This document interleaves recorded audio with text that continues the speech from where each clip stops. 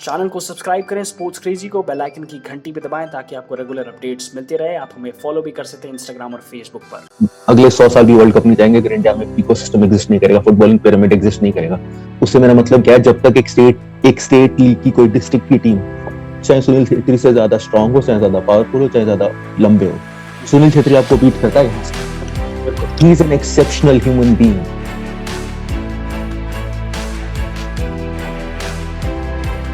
नमस्कार, आप देख रहे हैं स्पोर्ट्स क्रेजी। मेरा नाम है अंकित चौबे और आज हमने जिस गेस्ट को बुलाया फुटबॉल पर बातचीत करने के लिए, प्रोफेशनल फुटबॉल कोच हैं और इन्होंने अलग अलग क्लब्स के लिए कोचिंग करी। अगर मैं आपको बताऊं, जहां पर इन्होंने, अगर मैं परवानी फुटबॉल क्लब की बात करूं मध्य प्रदेश, वहां पर अंडर 18 बॉयज को एज हेड कोच सर्व किया है। इसके अलावा एज असिस्टेंट कोच लोका सॉकर क्लब को इन्होंने कोच किया है, जो कि केरला प्रीमियर लीग की एक टीम है। उसके बाद बतौर हेड कोच इन्होंने शास्त्री फुटबॉल क्लब को भी सीबीए जुड़े रहे हैं as a senior division football coach. तो अभिषेक भाई, थैंक यू सो मच अपना टाइम देने के लिए स्पोर्ट्स क्रेजी को, अलग अलग पहलुओं को छोड़ के। Thank you so much for joining us. You welcome, thank you. मेरा सवाल ये है कि कोचिंग के जो ये प्रोफेशन है आपका, कोचिंग का, आप इतने साल से जुड़े हैं, तो कोचिंग की अच्छी बातें जो आप बताना चाहें, आपका जो अच्छा एक्सपीरियंस जो रहा है, या कुछ पॉजिटिव चीजें आप शेयर करना चाहें आपके कोचिंग करियर के बारे में, तो आप क्या बताएंगे उसके बारे में? इंडिविजुअली, पर्सनली स्पीकिंग, कोचिंग मेरे लिए एक ट्रांजिशन था from working in a corporate job, जहां पे मैं वो कर रहा था जो मुझे करना नहीं था, to going into something that I really love. I went into doing my working with a passion full time. जो मैं करना चाहता था अपनी छुट्टी में, वीकेंड पे, वो मैं अब करता हूँ वीकडे पे। So that is a transition that I took, and the best part about it was I always knew कि regardless of what happens to my life, I was always going to play football on the weekends. So when I saw there was a possibility to take that weekend to a weekday, for me it was an easy decision. And the best part about it is every single day I'm never bored. Every day for me is a new challenge because I really love what I do, and it sounds like a cliche, but it really is not, because every day I actually do what I love. So it's a new challenge, plus there's no ceiling. Regardless of what I do, I want to do better the next day, and regardless of how bad it gets, even in the worst of cases, like even if I feel like crying, I know for sure that the next day I will have the motivation to get up and go to the ground, because that's the whole point of love. You don't give up on love. मेरा सवाल, जैसे आपने coaching का बताया कि आप coaching मतलब जो ये प्रोफेशन जिससे आप जुड़े हैं, आप कभी बोर नहीं होते इससे। मैं आपसे कोचिंग पे सवाल पूछना चाहता हूँ कि फुटबॉल की कोचिंग का सिस्टम जो है इस वक्त प्रेजेंट में, उसको आप किस तरह से देखते हैं? वहां पे कहाँ हम इम्प्रूवमेंट कर सकते हैं और क्या अच्छा हो रहा है उसमें? इन इंडिया, हिंदुस्तान में आज की डेट में कोचिंग में बहुत कम अच्छा हो रहा है, बहुत ज्यादा कम। लाइक मेरे को कोई शर्म नहीं है कहने में कि I am a part of the system. हम बहुत अच्छा नहीं कर रहे हैं किसी भी सेंस में। मैं कह रहा हूँ, लाइक हम प्रोफेशनल कोचेस की क्वांटिटी बढ़ा रहे हैं, बट हम क्वांटिटी वो सर्टिफिकेशंस के हिसाब से बढ़ा रहे हैं। ऑन द ग्राउंड हमारे पास कुछ है नहीं। आज भी जब आप एटलीस्ट मेजर सिटीज में जाओगे तो आपको कॉम्पिटिटिव फुटबॉल ना बराबर दिखेगा। क्यों? क्योंकि जो कोचिंग का जो आइडिया है कि हाँ एक कोच हो, उससे थोड़े प्लेयर्स जुड़े हों, और इस तरह के 1000 कोचेज हो जिनसे 20 प्लेयर जुड़े हों, तो 20,000 एक्टिव प्लेयर्स का पूल हो गया जिसमें से हम एक स्टेट की लीग बनाए, वो अभी भी एग्जिस्ट नहीं करता। रीजन कुछ भी हो सकता है, बट कोचिंग में as of now standards wise और हम बहुत कुछ अच्छा नहीं कर रहे हैं, बीइंग वेरी ऑनेस्ट, बिकॉज अगर हम कुछ अच्छा कर रहे होते तो वो आउटपुट दिखता हमें। और अगर हमारे पास आउटपुट नहीं है तो हमको अपने आप को ही देखना पड़ेगा मिरर में कि हम कुछ तो गलत कर रहे हैं कि हम आउटपुट नहीं प्रोड्यूस कर पा रहे हैं। I am not coaching at the senior national team level, मतलब मैं भी इंडिया के टॉप लेवल पे कोच नहीं कर रहा हूँ, लेकिन मैं एक प्रोफेशनल कैपेसिटी में कोच करता हूँ। इसलिए मैं कह सकता हूँ, अगर हम सीनियर फुटबॉल को कहते हैं कि सीनियर फुटबॉल अच्छा नहीं है, हम अच्छा आउटपुट प्रोड्यूस नहीं करते आईएसएल में, फिर नेशनल टीम में, फिर एफसी कप में, तो उसका एक पार्ट हम भी तो हैं, हम ही उसी पिरामिड का पार्ट। अगर हमारे लेवल पे, स्टेट लेवल पे, आई लीग से डिवीजन लेवल पे अगर हम अच्छी कोचिंग के साथ हम अच्छा आउटपुट क्रिएट कर रहे होते तो शायद तो कुछ अच्छा होता। मतलब not to be negative but to be very practical. Abhishek भाई, आपने आई लीग की बात की, मैं जरा आई लीग पर आपको ले जाना चाहूंगा। आई लीग अभी उतनी पॉपुलैरिटी उसकी है नहीं। एक वक्त पर आई लीग बड़ी पॉपुलर हुआ करती थी भारतीय फुटबॉल के इकोसिस्टम में। आज वो पॉपुलैरिटी आई लीग की है नहीं, आईएसएल की वजह से वो दब गई है कहीं ना कहीं। तो आई लीग को आप किस तरह से देखते हैं आज के परिवेश के हिसाब से? क्या वहां पर क्या मतलब ऐसा हुआ कि आईएसएल आई लीग से थोड़ा ऊपर चली गई और आई लीग को उतनी पॉपुलैरिटी मिली नहीं? हम छुप नहीं सकते इस बात से कि एक कॉन्सेंट्रेटेड एफर्ट था आई लीग को नीचे करके आईएसएल को ऊपर करने का, बिकॉज आईएसएल को चमकने के लिए आई लीग का नीचे होना बहुत जरूरी था। कि अगर एक देश में दो लीग्स हैं जो दोनों कॉम्पिटिटिव होंगी, तो फिर आप कैसे दिखाएंगे कि हमारा प्रोडक्ट सुपीरियर है। एक प्रोडक्ट के अच्छे होने के लिए दूसरे का रिलेटिवली बुरा होना बहुत जरूरी है, क्योंकि from the perspective of footballers, जो प्लेयर आईएसएल में खेलता है इंडियन प्लेयर, और जो प्लेयर आई लीग में खेलता है वो एग्जैक्टली सिमिलर लेवल का है, अगर 3-4 एक्सेप्शंस को छोड़ देते हैं। अगर आप 3-4 प्लेयर्स को छोड़ दो, हर आईएसएल का प्लेयर प्रोन टू रिप्लेसमेंट है from an I league player. The only difference is foreigners का अंतर है। तो एक कॉन्सेंट्रेटेड एफर्ट रहा है टू मेक श्योर कि आईएसएल की क्वालिटी इंक्रीज हो, आईएसएल की विजिबिलिटी इंक्रीज हो, आईएसएल का फैन बेस इंक्रीज हो। But for that to happen, एक हम अगर रेफरेंस पॉइंट रखें, तो अगर आई लीग अच्छी होगी तो हम आईएसएल को बहुत अच्छा कैसे दिखाएंगे। करेक्ट। सो आईएसएल की बात करूं, आपने कहा कि आईएसएल को एक एफर्ट लगाया गया आईएसएल को उठाने के लिए, चाहे वो व्यूअरशिप के पॉइंट ऑफ व्यू से हो या खिलाड़ियों के पॉइंट ऑफ व्यू से हो। आईएसएल की अगर हम बात करें तो मेरा सवाल ये आता है कि आईएसएल क्या भारत के बेंच स्ट्रेंथ को, क्योंकि टॉप मोस्ट लीग हम करार देते हैं आईएसएल को, आई लीग से ऊपर हम करार देते हैं, तो आईएसएल क्या भारत के बेंच स्ट्रेंथ को स्ट्रॉन्ग कर रही है? जैसे आईपीएल की जब हम बात करते हैं तो आईपीएल इंडियन क्रिकेट को बेनिफिट करती है, खिलाड़ी जो है आईपीएल से उनका चयन होता है, उनको एक प्लेटफॉर्म मिलता है। क्या आईएसएल वो प्लेटफॉर्म दे रहा है भारतीय फुटबॉल में कोई प्रमोशन के लेवल पर जाने का, वहां पर खेल करके अच्छा प्रदर्शन करके इंडियन नेशनल टीम में पहुंचने का? क्या आपको लगता है ऐसा? आईएसएल हमारे देश का टॉप लेवल लीग है ऑफिशियली, एएसएफ ने ऑफिशियली से डिक्लेयर कर दिया it is the top level league, I league is the second division. ISL ने बहुत कुछ अच्छा दिया इंडियन फुटबॉल को, जो कि पहले नहीं था, जिसकी बहुत ज्यादा जरूरत थी। लेकिन उसके बियॉन्ड आई वुड से कि आईएसएल ने फुटबॉलिंग लेवल के लिए कुछ खास किया नहीं है। हम अभी भी सिमिलर लेवल पे खेल रहे हैं, हमारे खिलाड़ी आज भी उसी लेवल पे हैं जिस लेवल पे एक टाइम पे हुआ करते, मे बी एक छोटे लेवल पे, थोड़े कम लेवल पे भी हैं। आईएसएल के आने से हमें नुकसान भी हुआ है, फायदा भी हुआ है। अगर मैं थोड़ा सा नुआंस क्रिएट करूं तो आईएसएल से पहले इतना प्रोफेशनलिज्म नहीं था इकोसिस्टम में। प्रोफेशनलिज्म से मेरा मतलब है ज्यादा एसेंसी पे काम नहीं होता था। हम लोग बहुत सैलरीज लोगों की कई बार रुक जाती थी। हमने रिपोर्ट सुनी है कि इस क्लब ने सैलरी नहीं करी, ये क्लब बंद हो गया, वो क्लब बंद हो गया। With such big brands coming on the table, एक सर्टेन अमाउंट ऑफ प्रोफेशनलिज्म आया with respect to coaches, with respect to players, but वो ट्रांसलेट नहीं हुआ एक इकोसिस्टम में, बिकॉज जो लोग आए उनका फुटबॉल से कोई लेना देना कुछ खास था नहीं, जिसकी वजह से उन्होंने एक तरह से एक वीक स्ट्रक्चर को बाहर से पेंट करके अच्छा दिखा दिया, जो उसकी इंटरनल स्ट्रक्चर को स्ट्रॉन्ग नहीं करा, जिसकी वजह से आज हम ये देख रहे हैं कि आईएसएल टीम्स के पास कुछ खास है नहीं दिखाने को बियॉन्ड आईएसएल। वो क्लब्स बंद हो जाते हैं जैसे सीजन खत्म होता है। क्यों? क्योंकि there is nothing behind the curtain, पर्दे के पीछे कुछ भी नहीं है।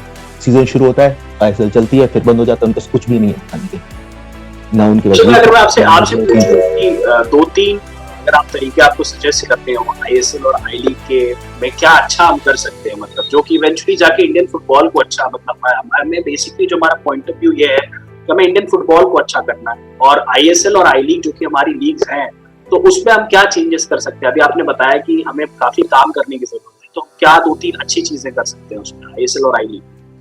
फुटबॉलिंग इकोसिस्टम जब तक एग्जिस्ट नहीं करेगा, हम फुटबॉल से कुछ भी एक्सपेक्ट नहीं कर सकते। हम अगले 100 साल भी वर्ल्ड कप नहीं जाएंगे अगर इंडिया में इकोसिस्टम एग्जिस्ट नहीं करेगा, फुटबॉलिंग पिरामिड एग्जिस्ट नहीं करेगा।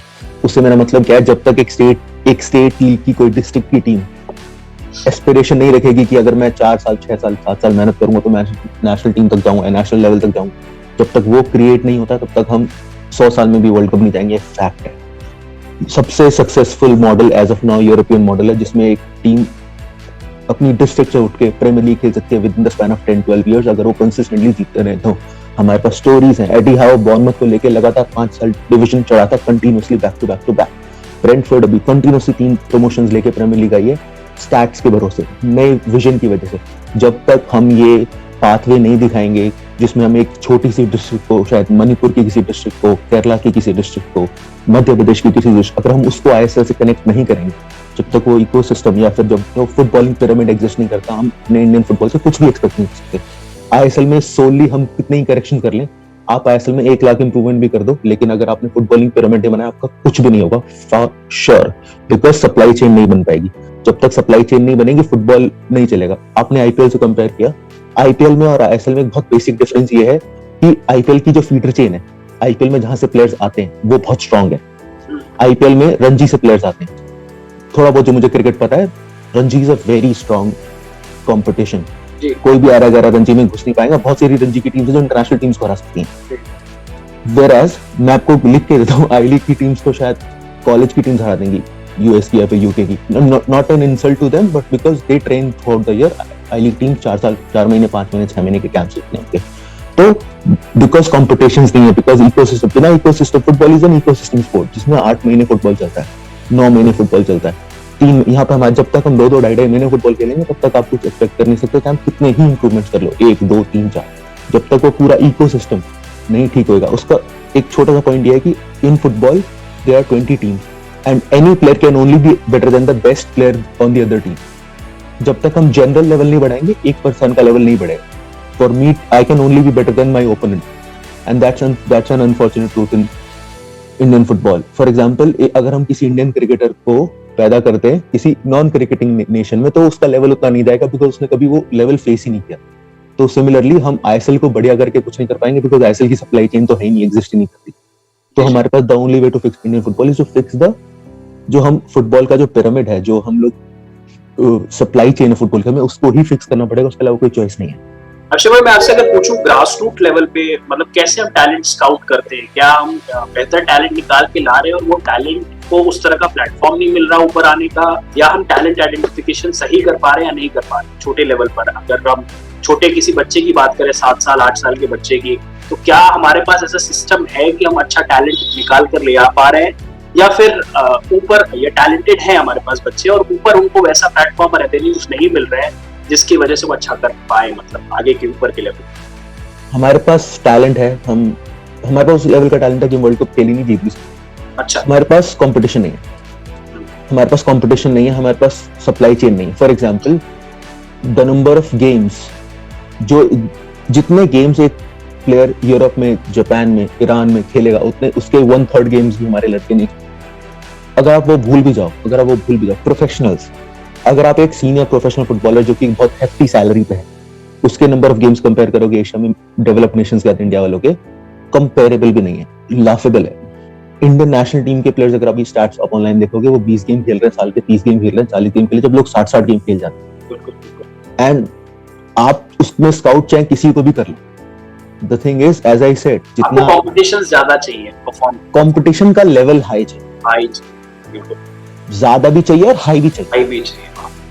कि आप मेसी को भी स्काउट करके उसको एक सर्टेन, जैसे हम क्या होता है जब 25 किलो उठाते हैं तो मसल बनता है, फिर मसल को पता चलता है कि मेरे को 25 किलो उठाना है, फिर मैं 30 किलो उठाता हूँ, मसल को पता चलता है अरे और उठाना है और बनना पड़ेगा. सिमिलरली, जब तक मैं एक्स लेवल के प्लेयर को फेस नहीं करूंगा, तब तक मुझे मेरा स्किल डेवलप ही नहीं करेगा कि मैं उसकी नेक्स्ट लेवल तक जा पाऊं.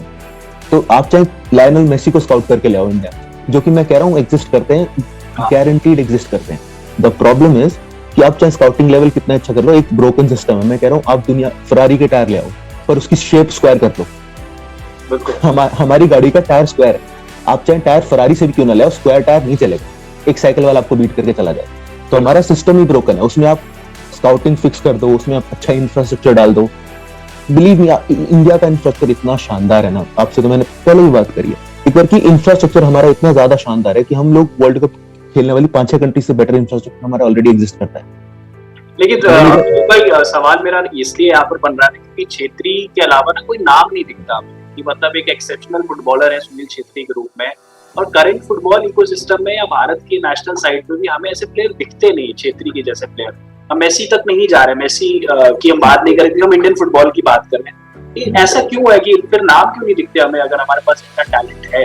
ठीक है, आपने कहा कि कंपटीशन कम है और कंपटीशन का लेवल भी वो नहीं, अगर हो तो उस लेवल का कंपटीशन हो, लेकिन इसी स्ट्रक्चर से तो सुनील छेत्री भी निकल कर आए, तो और प्लेयर्स क्यों नहीं निकल पा रहे? ठीक है, सुनील छेत्री से आईएसएल में बहुत प्लेयर हैं जो उससे ज्यादा फास्ट है, जो उनसे ज्यादा टॉल है, उनसे ज्यादा पॉसिबली स्ट्रॉन्ग भी है. टेक्निकली तो इट्स अ सब्जेक्टिव टर्म, हो सकता है कोई बेटर है, हो सकता है कोई ना. बट द थिंग इज, आप चाहे सुनील छेत्री से ज्यादा स्ट्रॉन्ग हो, चाहे ज्यादा पावरफुल हो, चाहे ज्यादा लंबे हो, सुनील छेत्री आपको बीट करता है यहाँ से.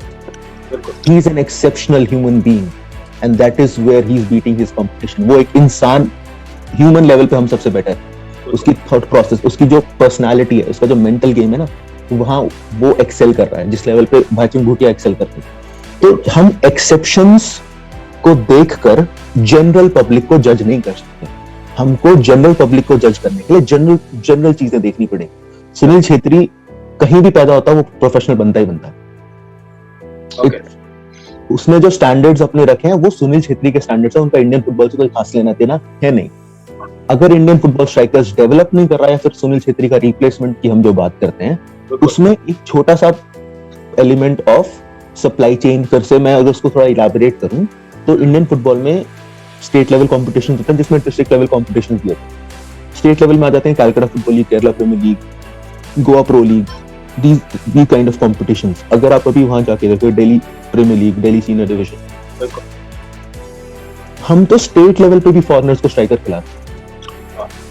लोग आईएसएल में कंप्लेन करते हैं कि आप देखो अधिकतर फॉरेनर्स ही होते हैं आपके स्ट्राइकर्स, और गोल्स भी उन्हीं के नाम पर अधिकतर होते हैं, रजिस्टर्ड होते हैं। मैं दिल्ली लीग की आपको एक बात बताता हूँ। दिल्ली प्रीमियर लीग अभी फिनिश हुई थी, टॉप 5 स्कोरर्स में से 3 अफ्रीकन थे। अफ्रीकन आई मीन फॉरेनर्स, वो एक डिकांडा डेका, कुआसी, and there was one foreigner from Garhwal. The point is जो दिल्ली लीग जीते हैं उनके 2 strikers, this is not a complain on them because it's professional football is about winning, but the thing is आपका जवाब जो आप नेशनल टीम में ढूंढते हो ना, नेशनल टीम में नहीं है, वो डिस्ट्रिक्ट कॉम्पिटिशन में। आपका जवाब डिस्ट्रिक्ट कॉम्पिटिशन में। मैं आपको बता, अंडर 18 यूथ लीग होती है इंडिया में जिसमें सारे प्लेयर्स इंडियन होते हैं, because of course youth competition तो इंडिया नहीं खेलेंगे।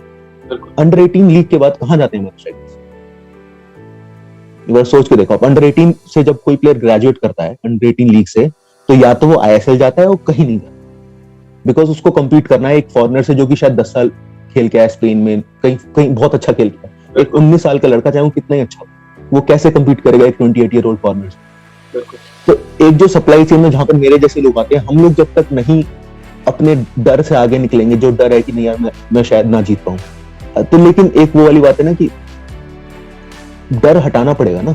ये कोई ऐसा नॉट लाइक कि आप, कोई गारंटी नहीं कि मैं हार जाऊं, मे बी हार जाऊं, मे बी ना हारूं, बट द प्रॉब्लम इज ना कि हम क्यों नहीं देखते कि हम इंडियन प्लेयर्स को आईएसएल में, अरे स्टेट लीग्स में भी चांस नहीं मिलता। स्टेट लीग्स में भी जो इंडियन स्ट्राइकर्स खेल रहे हैं वो स्ट्राइकर्स हैं जो कि ऊपर से नीचे आए, ना कि नीचे से ऊपर, क्योंकि खाली जमीन 10 साल से अपने आप को शार्पन कर रहा है।